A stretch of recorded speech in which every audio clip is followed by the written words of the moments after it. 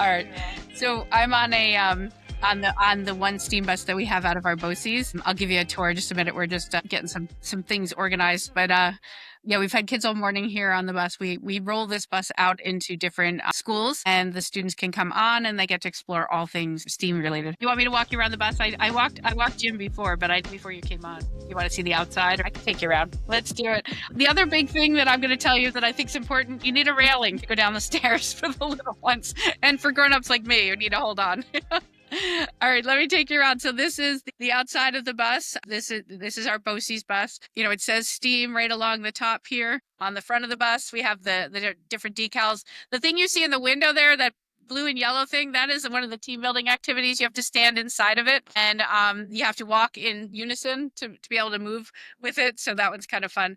This is the other side of the bus, right? So as we come along here, you can see the bus, right? And then we're going to come up on the end of the bus. You're going to see we have the generator that's on the ground there. That generator is what gives us power. So it runs the whole time we're here. So that way we have power on the bus. And you do need lighting. You'd be surprised how dark it can actually get on the bus on a gray day. And today's kind of one of those gray days for us. So we're coming around to the front again. And if I can zoom down, you can see we have all the activities right along the sidewalk here. Tables are a huge one too. I don't think I mentioned that. Having a couple tables is really helpful for outside. You don't need chairs, but you do need a place to put things. Now the kids can't sit on the floor, but it does keep your things a little neater.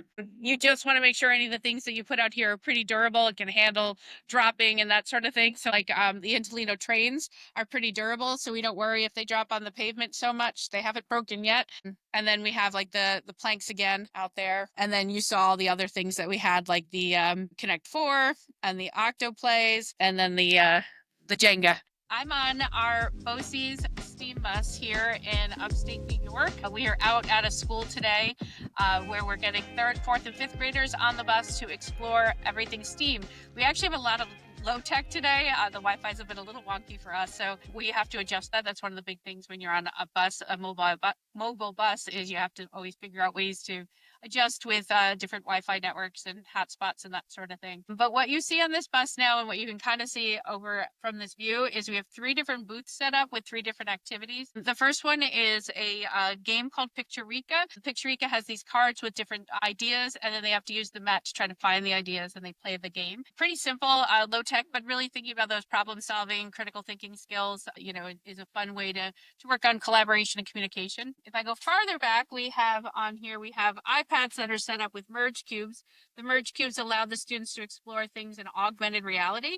So we have a booth that's set up with those, and we have on the app, we're using different apps so we can explore things in augmented reality. So the students are really, the last group especially, were really into the bugs. They were able to harvest bugs on their planet. Other students have been into looking at the human body and some different simple machines and such. All the way in the back, we have a game called, let me grab the box. We have a game called Breakout. It's Escape the Dungeon. So this is a 1-player game. Think of it like a logic puzzle that the students have to try to get their block out. So each of the blocks there are different challenges where you put them in different spots, and then the blocks roll through, and you try to get it out the dungeon door. So if you get in the right spot, the door opens and you can get your block out. So we do this. We also have a rush hour traffic jam type of game we often will bring out and do that as well. Teach you about GPS and the way AI uses systems like that to navigate, you know, all different things with traffic. We have other stations we often have out on the bus. We have Z-Space, which is a augmented reality, or I'd say even mixed reality laptop, where the objects actually seem like they're right in front of you. You don't need special glasses or anything. And then students we do a lot with simple machines. We try to teach about career exploration. So we always tend to work on things like turbines and different engineering there. So that's the inside of the bus here. This bus actually has a lift along the back for if you have somebody that's in a wheelchair. So we want to make sure it's accessible. We set up the bench in the back for those types of activities with students as well. We're working on building, this is a brand new bus. We just rolled out, it's only our 2nd day using this one. I've had another bus I've had for 4 years, but this one's designed a little different. Along the top of that railing, we're going to do peel and stick Lego mats so that the students can actually build with Lego. You want to try to use every space on the bus that you possibly can. We often will use things with the magnets and so on as well. I'm going to take you outside the bus too, so you can see what we do out here. We do have some friends eating lunch, so you'll see some other faces as we head out. So let me come on out with you. You can see our friends here. You guys say hi. Some members of our team doing different activities today. What they have in front of them, I'm going to come around here.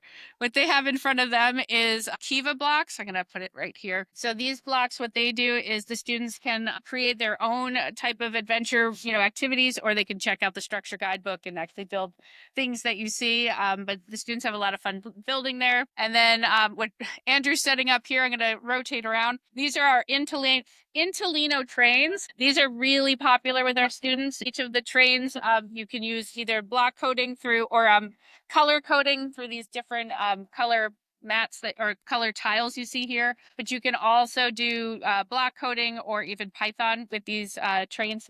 They're great for the littles and for the older students. We always set up chalk as just like if students just want to color with chalk, right? That's always important too. And then over here, what we have, this is our octo play. These are giant octo play things. I'm going to see if I can get you here. This is me not being good at, there we go. So these do different things that you build. You have to actually slide one into each other and then you can build different things. So one group just made I have video of Andrew actually jumping off of it too. The students made a what do you call the things you jump over? A hurdle.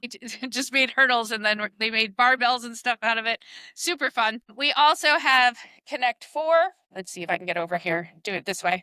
4 set up. With Connect 4, sometimes we just let the students play, but we also have a deck of cards with numbers on them. There are 7 slots. So as the students go through and they play Connect 4, they have to answer a question and then put their piece into the place that we say. And then they try to still win that way. So we've done that around digital citizenship and cybersecurity mostly. We also do that with Jenga, which our Jenga is now down on the ground because I think they left it down. But we have numbers on all of our Jenga pieces too. Again, we get a list of questions. Whatever one the student pulls out, they then have to answer the question based on that. So we'll do it with cybersecurity, digital citizenship, even math problems. It doesn't really matter what questions you use. But those are just some of the ideas of the things that we do on the bus and off the bus. I'm going to come back and you guys can stay if you don't mind me being on. So we all come together and we go through what activities we have, and then we kind of organize what we want to do on the bus. Sometimes it's just STEAM, that's kind of our thought or our theme, but other times we keep it more focused on something that the teachers are looking for. Like last week, we were on the bus doing digital citizenship.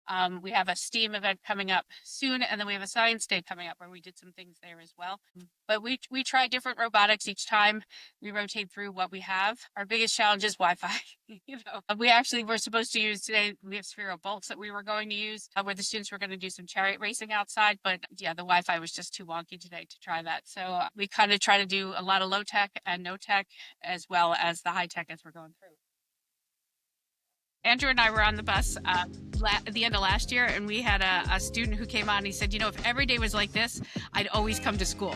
That was his comment. We actually made a whole presentation based on it because we're like, that's what you want, right? You want that excitement factor. This allows a lot more flexibility than you can in the classroom too. With the younger ones, we tend to do stations where we rotate them through, but for the most part, we give them free reign to kind of go where they want. We often ask them to find a buddy, so they have to work in pairs or in 3s or 4s, just so they can, work on those communication skills. We have students who typically don't get to spend time together that all of a sudden are doing something together because they have the common interest that they find on the activities on the bus. So yeah, it definitely keeps their motivation. And then, it gets used for lots of things. Like the school we're at today had the fire alarm go off, and it's a little chilly here today. You can see I'm in a coat. It's only 53 degrees right now. So it's a little chilly out here. So when the students came up for the fire drill, we brought all the UPK students onto the bus so they can stay a little warmer. So we use it as an alternate space for all sorts of activities. But yeah, I think that you get a higher level of motivation when students can kind of explore on their own for sure. Yeah, this is a school bus that was renovated into this space. So yeah, I'm just kind of holding it so you can see it. So only the driver can actually be here when the bus is going. There's no other seatbelt. So it's only for the bus driver to drive, and he brings it out to the locations, and then it becomes our flexible spot. We carry all the things. There is a closet here. Storage is always something to think about when you're designing something like this. All of the benches that you see for these booths behind all of the benches open up for storage underneath as well, which has been really handy as we've been going through and filling the bus up with all the good things. But you definitely have to think about things that are durable and can handle being outside. Like we use the Indy cars that Sphero makes, these little Indy cars. They work great, but after a while, sometimes it's hard for the sensors sensors on a really bright day to work. We just ordered, we don't have them yet, Terrapin makes Tough Bots that are made for outdoor play. So we're excited about getting those so we can actually do some other robotics outside. Those robots, you can attach a GoPro to them. So we're going to do some different activities there as well. So yeah, it's whatever you want it to be. It really is up to whatever group you have coming on. What's the focus? What skills do you want to work on? For us, it's the soft skills. We really want to work on collaboration, communication, critical thinking, and then getting those students to be creative. I mean, we have students who would rather draw with chalk than do anything else, which always surprises us. We always think they're going to go high tech, but more often they choose the low tech and then they draw beautiful things. We had one girl recently had just moved here from Saudi Arabia, didn't speak any English, but she drew a beautiful rainbow with chalk. And then apparently she knew the word sleigh because she wrote sleigh. So underneath it's universal language for littles right now is everything that's positive is sleigh. So yeah, they definitely enjoy it. They like the experience of being out here and doing something different than the classroom. This is our newest one. Like I said, this bus has booths, which is really nice for setting up a different activity at each of the 3 booths. So we can fit 12 comfortably in the seats. And then, there's some more flexible spaces like we're using the Lego board. The other bus that we have that one of our districts has that I get to be on and we all get to be on has a long bench along one side, and that changes the dynamic a little bit. It's a little less collaborative, a little more one or maybe pairs as they're doing different things there. But that one has a lot of space in the back for the students to work. So I'm doing it again next week, but we had a group of students learning Spanish. It was 7th and 8th graders. They came on the bus and we put the mat on the floor and they would drive the Sphero robot to a location and they'd have to say the word in Spanish and then try to come up with a sentence to that word and then drive to another spot. So I think for me, like when you think about like what it could be used for, it really opened a lot of doors for like, we're still talking about their subjects, right? There's still a lot of math involved with the coding. There's still a lot of communication skills they're working on that you would do with ELA and so on. So I think for me, it's that it can be used for anything you would like it to be used for. Honestly, the hardest part of this job is the setup and the takedown because everything that's on the bus needs to, everything that's off the bus needs to come back on. You have tables, you have all the equipment that has to come on and off. Charging is definitely a hurdle, right? Making sure everything is charged. We have to take all the electronics off, make sure they're charged for the next use. There is power. We do have a generator attached to the bus, so we can charge things. And then the design of the tables was really kind of neat. They each have this is like that low tech, but makes a big difference. They have a spot where we can pull the cords through. That is huge. You wouldn't think that mattered so much, but it really does in the use of the space, because you have to be able to charge on the fly. If you have kids all day long, you can't always get everything powered up. But getting everything set up and taking everything down is the hardest part. It's a lot of lugging. It's a lot of organization of the stuff. We don't leave a lot on the bus. We leave some of we leave the chalk and the pencils and crayons, that kind of stuff. But all the electronics we take off, we store at our office, and then we bring back on. So it's big coordination there. Like this morning, we were all texting each other who has what to make sure we had it all coming on here. The biggest hurdle, while you're doing the activities is Wi-Fi. We have the MiFis to be able to have the portable hotspots, but a lot of those will only take 5 devices at a time, which can limit how much electronics you can use. So we love things that can be offline, but still can be really engaging for students, which is why we have so much, like you saw, we have the Octoplay, the Connect 4, the Giant Picturica. We also have Giant Sorry. We have some other like playground type of games with like team building ones with just pipes that you have to try to get a ball down, and other ones that are like team building activities. But it depends on the group of students and the age. But we find that like the electronic stuff, the indie robots, you can use all the way through all grades. So you want to think about what you're getting and thinking about how much it will be used. I don't think there's anything we don't use on a regular basis. But like I said, this one's new, but we've had a bus since 2020 that we've taken out. So we've had a lot of trials and a lot of like that didn't work, and and then you learn the things that work really great. Yeah, a lot of the kids call it the battle bus. Like if you play Fortnite, apparently that's a thing. So they always want competition. I try to lean more towards play, just keeping the play and the learning over the competition. But they always find different ways to use some of the tech, like that you wouldn't think of. Like the Octoplay, those giant plastic things they put into each other, their creativity with them are amazing. And we don't have them out today, but we also have Strawbees. The creations they make with them are remarkable. So for us, it's always the kids that really are creators that are coming up with new ways to use the things that we hadn't thought of. For example, the other bus has magnetiles on it, which are always a popular one. But the kids will create rocket ships, and they're like, "Look, we're going to pretend our bus is going off into space." Like they have such great imaginations around it that it's fun to see. So it's a smaller one, but not quite the same size as this one. Yeah. So I would say must-haves, anything that allows the students to be creative. So we have clipboards. We laminate, like a little laminator is always helpful. We laminate any papers.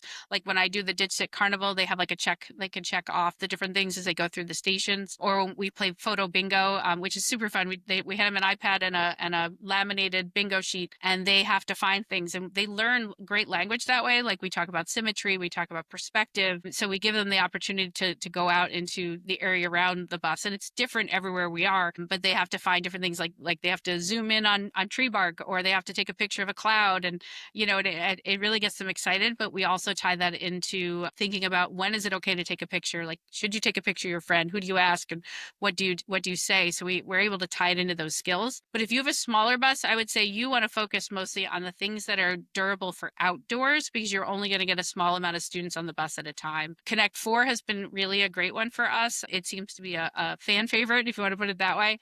And anything that you can do for building, whether it's magnet tiles, Kiva planks, or just blocks of any kind. Lego is a big one. We have a giant bucket of Lego, and we bring it for all sorts of things. So like last week we had them building hearts, Lego hearts, to spread kindness, which I know is something that it's one of the Lego challenges that's been out there. So the kids enjoy building those, and then we'll put them right along the windowsill for the students to see each other's hearts that they built. So I would say building toys of any kind are number one.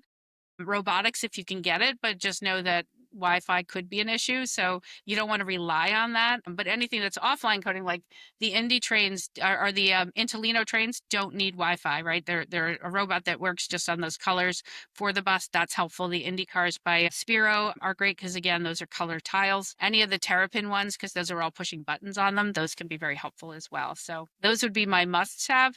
And then there's little things you don't think about, like you need Sharpies to write on things. You need tape, if something doesn't go quite right. Magnets, because everything on a bus is magnetic, so that way you can hang things up.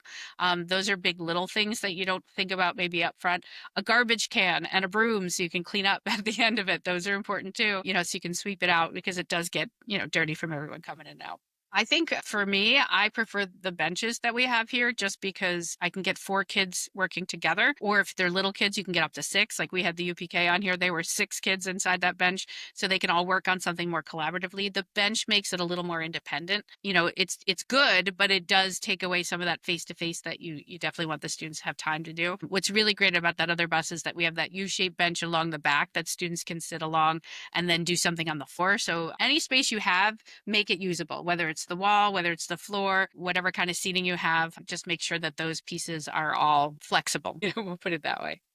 I don't know. Do you guys know how long this one took to build CTE this school year? It took them this. Yeah, like a full school year, because this bus was built by our students. This was done with the Career and Technical Education program. So this one was definitely one that, it was built, the kids did all the work on it. The other one that we've had for several years, that was actually built by the tech teacher and the shop teacher in the district that I push into. And that one took about that school year as well to get it up and running, and then there's always some things that you have to kind of fix. Like you're like, oh, this would be better, or maybe we need to add this. But I would say both of them have great amount of storage, which really is important. And power, you want to make sure you put a lot of plugs everywhere, because you never know where you're gonna have to plug in a piece of equipment. So those are the big ones. So yeah, I don't know how many people you'd get on a small bus. I'd have to see it and how it's designed. Yeah, I mean, the other bus, the Queensbury one, we actually, like, you see all these windows behind me. On the Queensbury bus, they got rid of the windows on one side of the bus, so that we had more wall space. But any space you have, you want to make usable. That wall space, they put a giant TV on the bus on that one, so I could put like the directions on how to build on there. Or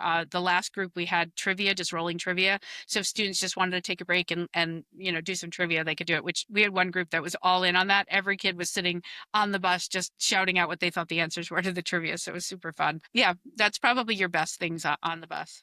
These are super fun. I mean, honestly, the coordination of getting the bus to each location, that takes a lot of work, and we could figure out a way to do that. If we could figure out a way to charge everything overnight on the bus so we know it's all there, that would be helpful. Yeah, I don't know. I think that there's just so much you can do with it. I think, if you have an idea, you can make it work,